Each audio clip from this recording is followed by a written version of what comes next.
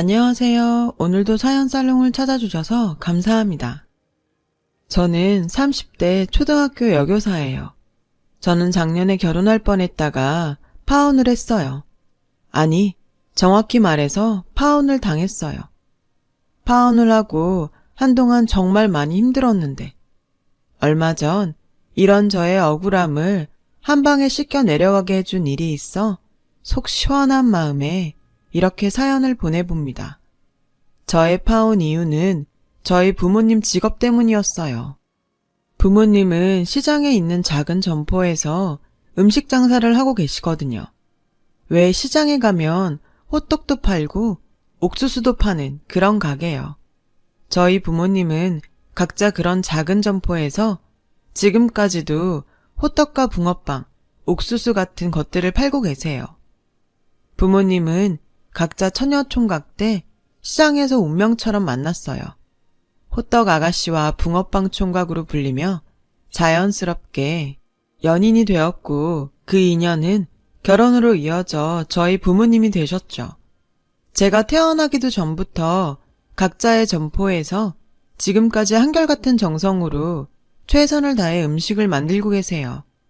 멋모르던 아주 어릴 땐 엄마 아빠가 팔다 남은 맛있는 음식을 매일 먹을 수 있어서 좋았던 기억이 아직도 나는데 저는 학교에 다니고부터는 이상하게도 엄마 아빠가 시장에서 그런 장사를 한다는 게 창피하다고 생각했어요. 그래서 친구들이 혹시나 시장에 와서 저희 부모님을 볼까봐 일부러 저는 시장 근처엔 얼씬도 하지 않았었죠. 저는 매년 학기 초 부모님의 직업을 써내야 하는 안내문엔 엄마는 전업주부, 아빠는 회사원이라고 거짓말로 썼고 혹시라도 친구 중 누군가 저희 부모님이 시장에서 장사하는 것을 알게 될까봐 전전긍긍했어요. 그냥 싸구려 음식인데 뭘 그렇게 신경 써. 그냥 만들어도 사람들은 몰라. 모르긴 왜 몰라. 먹어본 사람들은 다 알아. 사람 입이 얼마나 정직한데. 그리고 사람 입에 들어가는 음식엔 다 정성이 들어가야 하는 거야. 그냥 싸구려 음식인데. 엄마 음식이 값으로 따지자면 싼 건 맞지만 그만큼 힘든 사람들이 자주 찾아주는 음식이니까 더 신경 써야지. 아빠도 그래서 일부러 좋은 판만 골라서 삶으시잖아. 엄마 아빠는 비록 싼 음식이지만 온 마음을 다해서 만들고 싶어.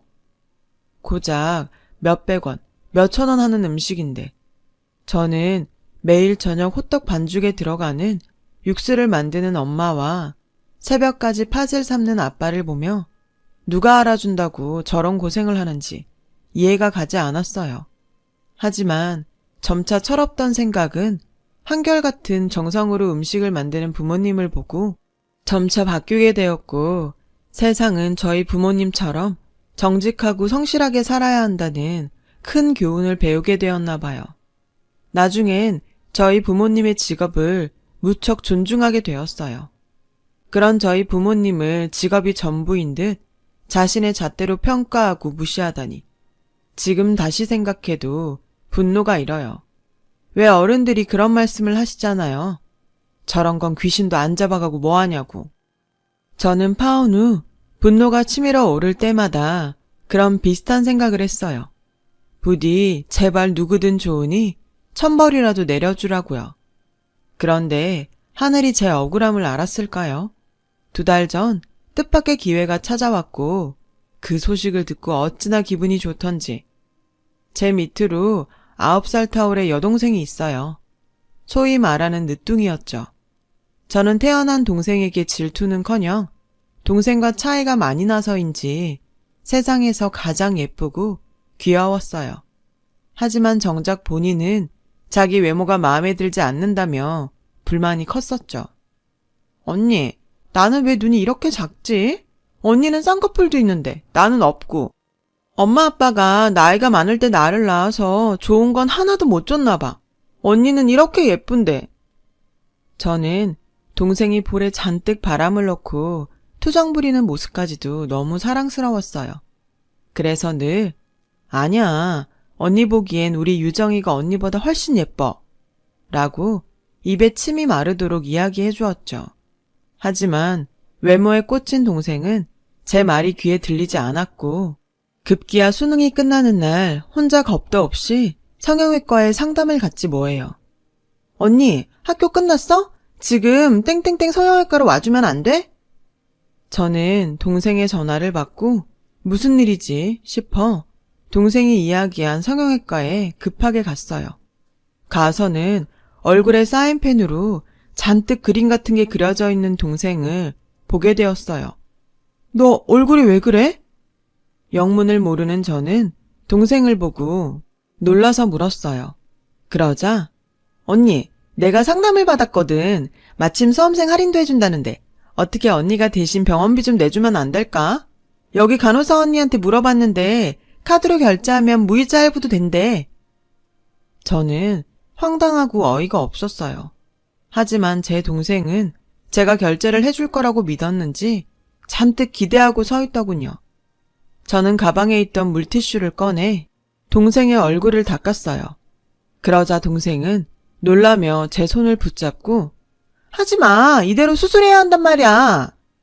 네가 수술할 데가 어딨어. 언니가 말했지. 넌 충분히 이쁘다고. 그러니까 얼른 지우고 집에 가자. 싫어, 나 오늘 수술할 거야. 몇 달만 지나면 20살이 되는 동생은 마치 9살 아이처럼 저에게 떼를 썼어요. 그때였어요. 저와 동생의 소란에 진료실에 있던 남자 의사가 걸어 나왔습니다. 선생님, 오늘 수술할 수 있죠? 저는 동생의 말을 듣고 남자 의사를 불쾌하게 쳐다봤어요. 저 의사가 내 동생 얼굴에 그림 같은 것을 그리고 수술이란 바람을 넣지만 않았어도 일이 이 지경까지 가지 않았을 테니까요. 남자 의사는 동생과 저를 번갈아 봤어요. 그리고 사태 파악을 했는지 그제야 동생에게 이렇게 말하더라고요. 오늘은 안 되지. 선생님 퇴근도 해야 하고. 아까는 야간 수술도 가능하다고 하셨잖아요. 그건 의사는 우물쭈물 야간 수술 접수가 끝났다는 등 어설픈 핑계를 댔어요. 동생은 입이 대빨 나왔지만 사태는 그렇게 수습이 되는 듯 했습니다. 야, 아무리 예뻐지고 싶어도 그렇지. 시험 끝났다고 돈도 없이 바로 성형외과에 가냐? 넌 잘못될까봐 겁도 안 나? 저는 집에 오는 내내 동생에게 잔소리를 했죠. 동생은 삐졌는지 저에겐 아무 말도 하지 않았고 연신 뒤통수만 보여줬어요. 장사를 마치고 돌아오신 부모님은 퉁퉁 부어서 아무 말도 하지 않는 동생을 보시곤 시험을 망쳐서 기분이 좋지 않은지 걱정을 하셨죠. 저는 그날 저녁 곰곰이 생각했어요. 가지 말라고 한들 동생이 말을 들을 것 같지 않았거든요. 그렇게 저희 걱정은 곧 현실이 되었어요. 학교 수업을 마치고 퇴근 준비를 하는데 모르는 번호로 문자가 한 통 왔어요. 문자의 내용을 읽어보니 동생이 또 성형외과에 찾아갔더라고요. 이번엔 병원비를 분납할 수 없냐고요. 저는 문자가 찍힌 번호로 연락을 했어요. 번호의 주인은 그날 봤던 남자 의사였고 저희는 그렇게 동생 때문에 몇 차례 연락을 주고받게 되었어요. 제가 부탁이 하나 있는데요. 뭐죠? 제 동생이 다시 병원에 오면 수술까지는 필요 없고 잘 가꾸면 지금보다 훨씬 예뻐질 거라고 좋게 얘기 좀 해주세요. 저는 꽤 진지하게 부탁했어요. 그런데 이 남자가 하는 말이 저를 뜨끔하게 만들지 뭐예요. 말은 해줄 수 있는데 동생이 믿을까요? 네? 성형외과 의사가 수술 없이 예뻐질 거라는 말을 왜 해요? 당연히 수술을 해야 이뻐지지. 그건 가영씨가 애들한테 공부 안 해도 공부 잘할 수 있다고 말하는 거랑 같은 거잖아요. 듣고 보니 맞는 말이었어요. 다른 사람도 아니고 성형외과 의사한테 그런 부탁을 한 것이 갑자기 창피했죠.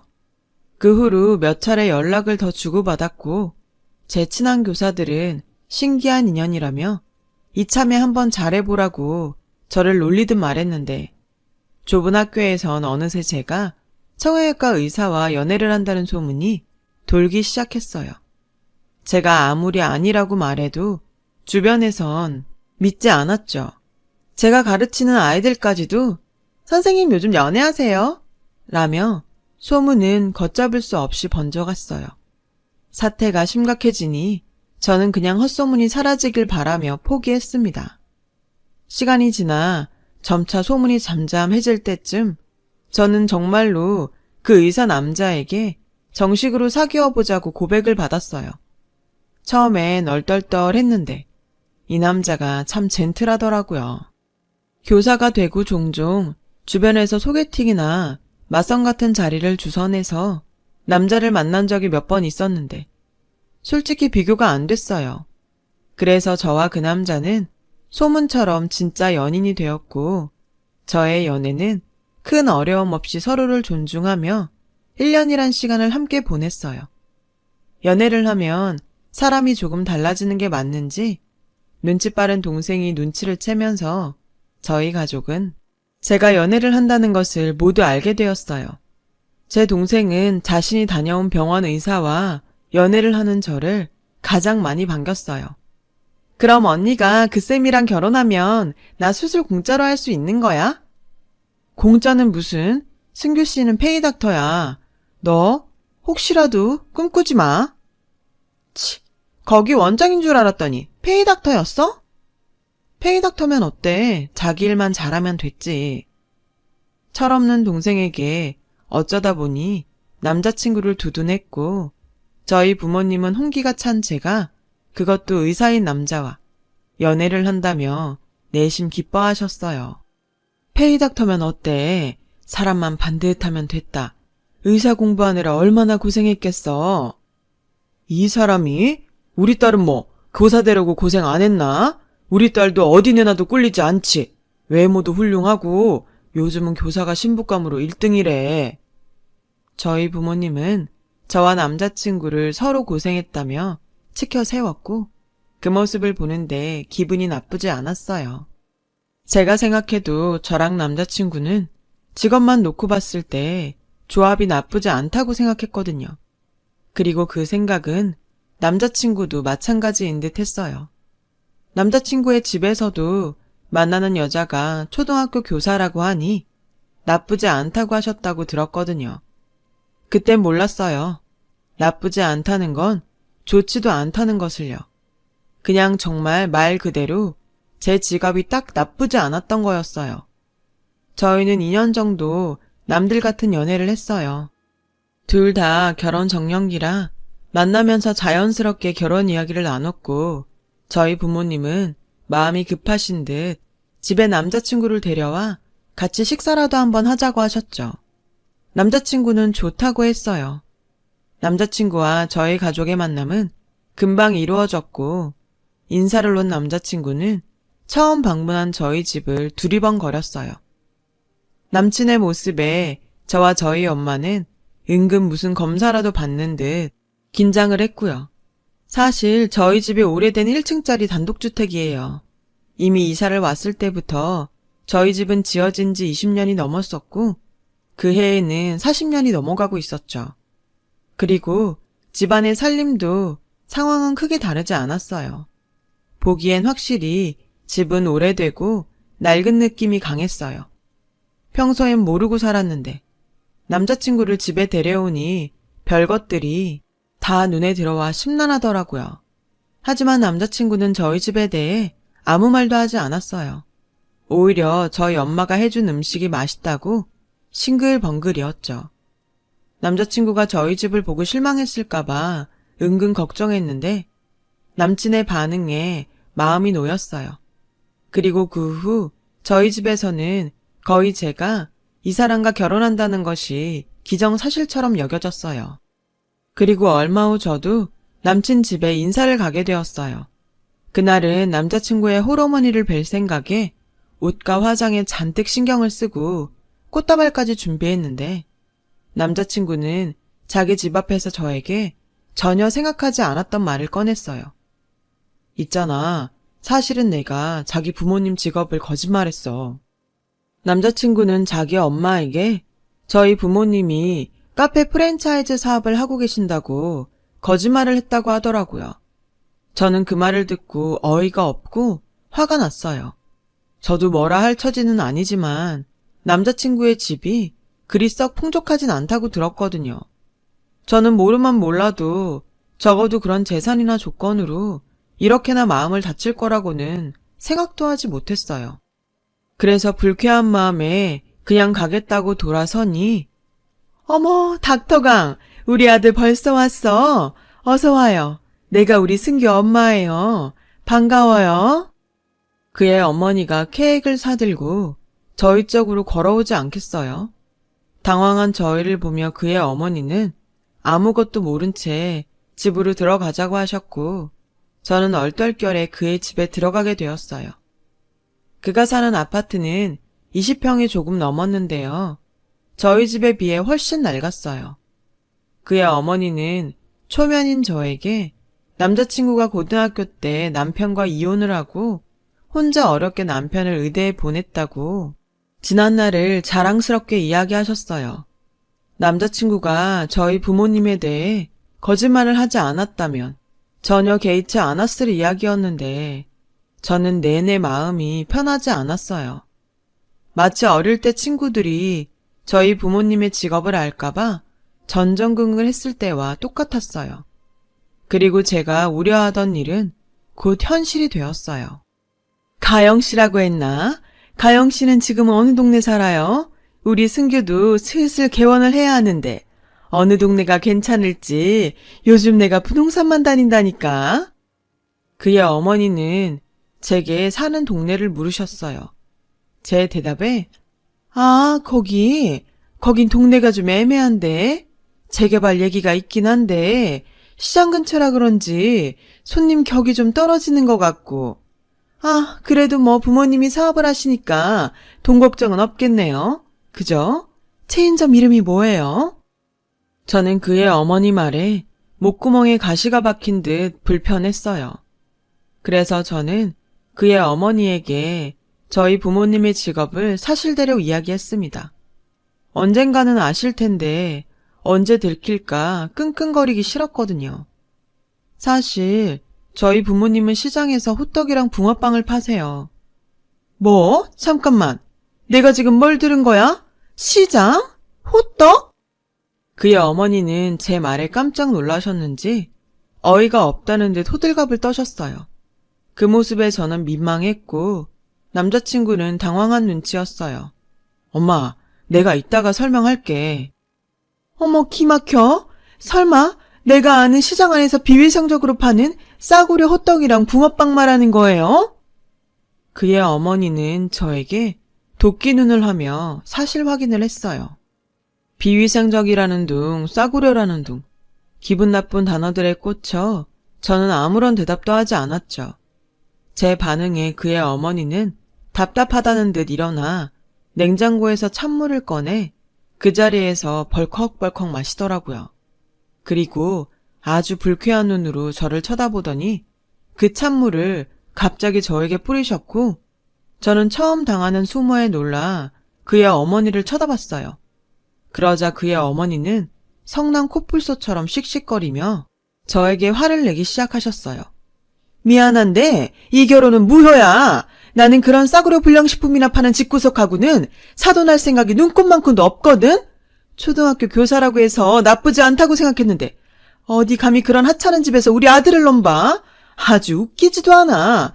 그런 집구석에서 자란 주제에 지 기분이 나빠? 그렇다고 대답을 하네. 역시 보고 자란 게 그 꼬라지니.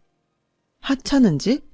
저는 저희 집보다도 더 초라한 그의 집을 보면서 헛웃음이 나왔어요. 그러는 사이 남자친구는 놀라서 얼른 수건을 가져와 제 얼굴을 닦아주더라고요. 그 모습에 더욱 화가 뻗친 그의 어머니는 다 큰 당신의 아들의 등짝을 후려치며 이렇게 말씀하셨어요. 내가 너를 어떻게 키웠는데 이런 말도 안 되는 집구석 여자를 데리고 와? 저는 더는 그 집에 있을 수 없었죠. 남자친구의 손을 뿌리치고 그 집을 뛰쳐나왔어요. 그리고 오는 택시 안에서 내내 울었어요.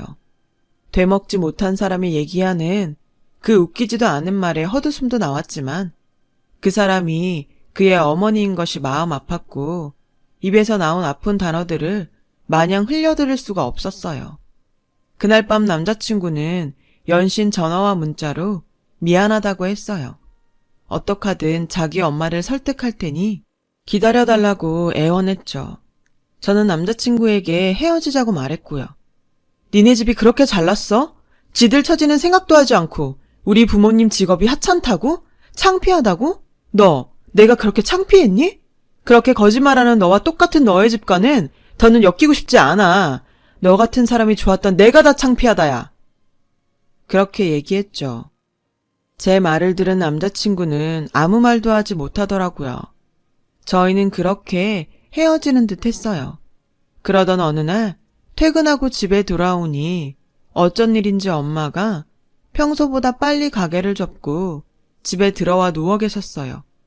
그리고 제 눈에 엄마의 한쪽 팔에 감아진 붕대가 보였어요. 엄마, 팔이 왜 이래?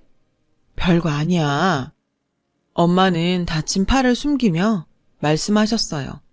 그런데 별거 아니긴 네 엄마 빈혈이 도져서 주춤하다가 기름판에 팔을 대었다. 당신, 내가 아까 얼마나 놀랐는지 알아? 화상이 심해서 흉질지도 모른다잖아. 당신은 애한테 뭘 그렇게 자세히 말해. 엄마 괜찮아.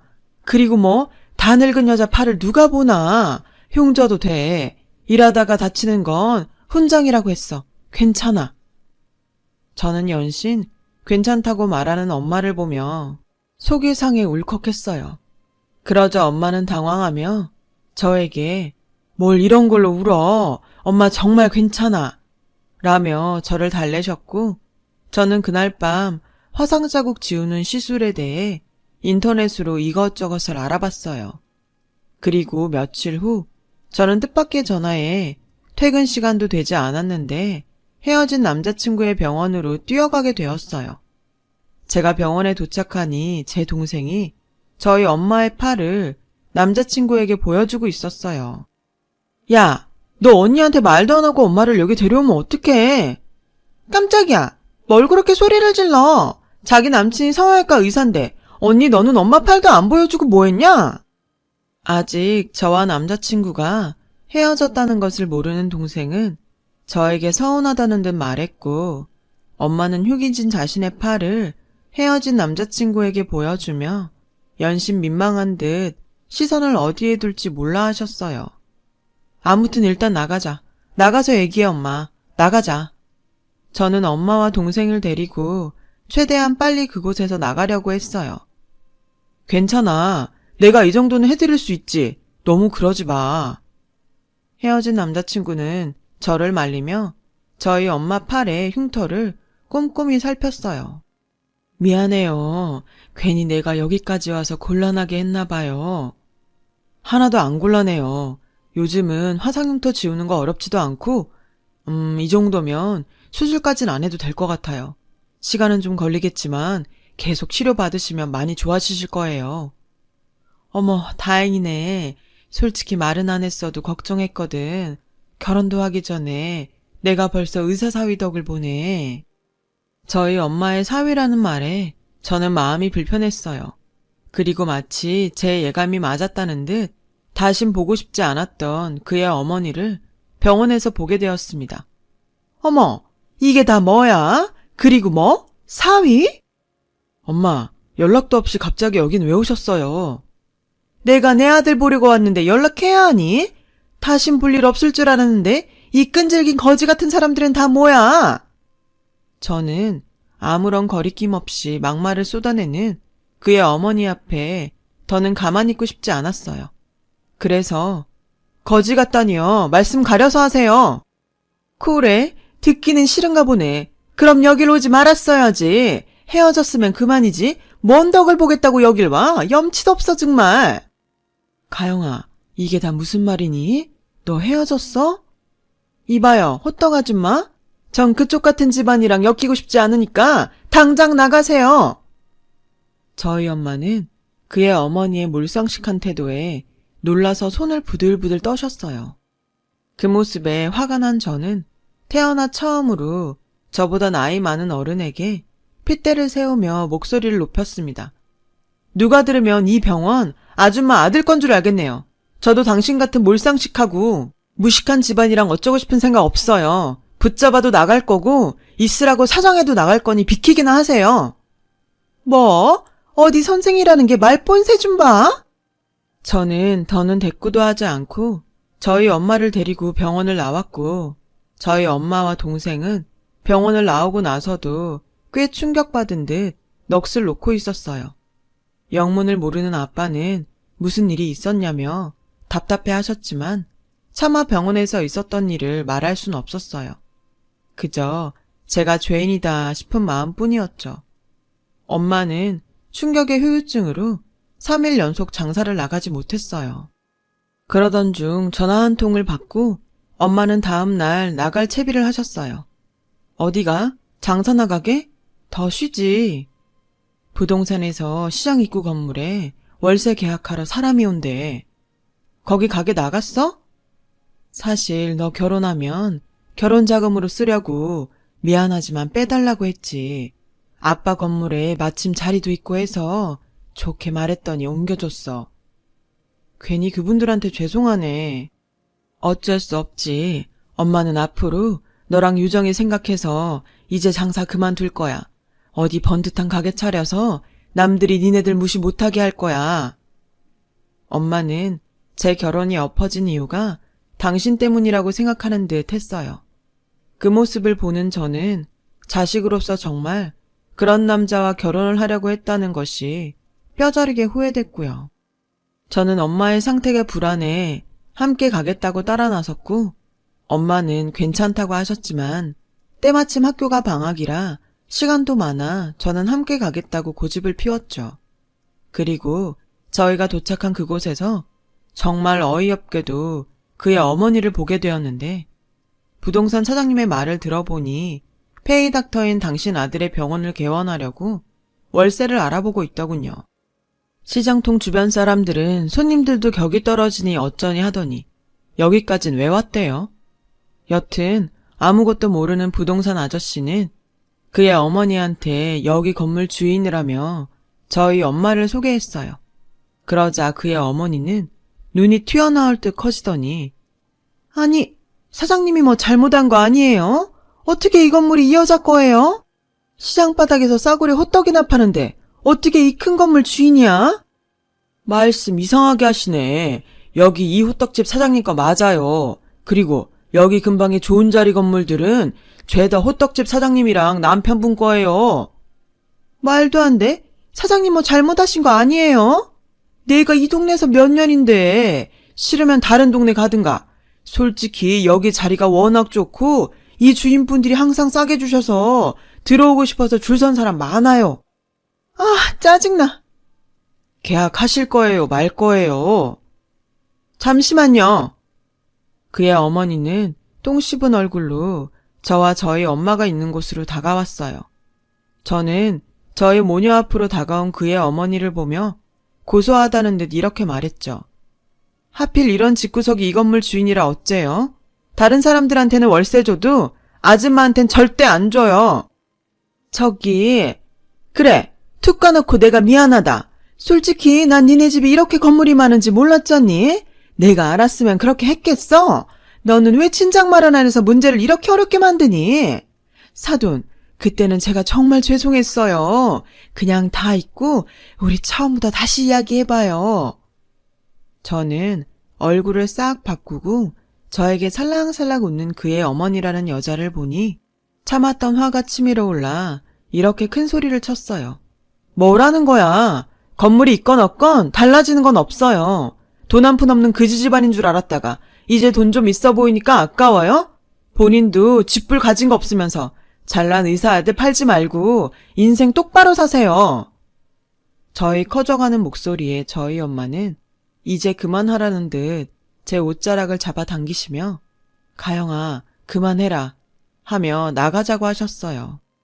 다급해진 그의 어머니는 지난번에는 정말 죄송했어요. 여자 혼자 아이 키우면서 사는 게 힘들어서 팍팍하게 살다 보니 제가 실수를 했네요. 사돈, 제가 정말 잘못했습니다. 저의 아들 얼굴 봐서 이 결혼 다시 진행해 주세요. 저 여기 계약하려고 살던 집이며 아들 앞으로 대출도 많이 받았어요. 이 건물 위치에 비해서 월세가 많이 싸서 순전히 여기 하나 보고 다 올인했는데 제발 저희 모자 좀 살려주세요. 저희 엄마는 기가 차서 다시 손을 바들바들 떠시기 시작했어요. 그 모습에 뒤늦게 연락을 받고 온 아빠는 무슨 일이냐며 저에게 물었고, 제가 사실대로 이야기하자 아빠는 비상계단에 놓여있던 빗자루를 가지고 와선 그의 어머니를 쓸어버리기 시작했어요. 도대체 건물에 쓰레기가 왜 이렇게 많은 거야? 이러니 재수가 없잖아. 그의 어머니는 저희 아빠의 빗자루에 밀리며 일어나셨고, 상황이 이렇게 되니 창피한 그의 어머니는 살다 이런 꼴은 처음이라며 혼자 성질을 부리다가 그 자리를 도망쳤어요. 저희 엄마와 저는 그 모습에 그동안 답답했던 속이 뻥 하고 뚫리는 듯 시원했죠. 그 후 저희 동네의 건물값이 무섭게 오르기 시작했어요. 저희 엄마의 건물은 물론이고 아빠의 건물까지 합사해 저희 부모님은 태어나 처음으로 가장 큰 돈을 손에 넣게 되셨고, 저는 농담처럼 이제 장사는 그만두고 좋은 집에서 편하게 쉬시며 살려고 말했는데, 무슨 소리, 돈은 자고로 자기 손으로 벌어야지. 이 돈은 잘 뒀다가 우리 딸들 시집 갈 때 잘 써야지. 나랑 네 아빠는 시장에서 장사하는 게 천직이야. 안 그래요, 여보? 당신 말이 맞지. 시장엔 사람 사는 냄새가 나서 재밌어. 그리고 우리가 없으면 오다 가다 호떡 하나 붕어빵 하나 사 먹는 사람들은 다 어떡하니? 우린 음식도 팔지만 그런 재미도 판다. 그래요. 엄마 아빠 즐거우시면 됐어요. 저랑 동생 때문에 장사 그만두시지는 마세요.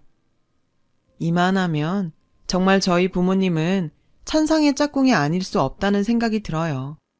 저도 언젠가는 이런 저희 부모님의 가치를 알아주는 짝꿍을 만날 수 있겠죠.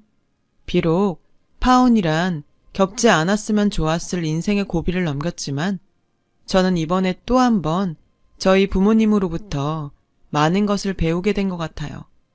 직업에는 귀천이 없다고 하죠. 추억을 판다는 저희 아빠의 말을 들으니 정말 그 말이 맞는 것 같다는 생각이 듭니다.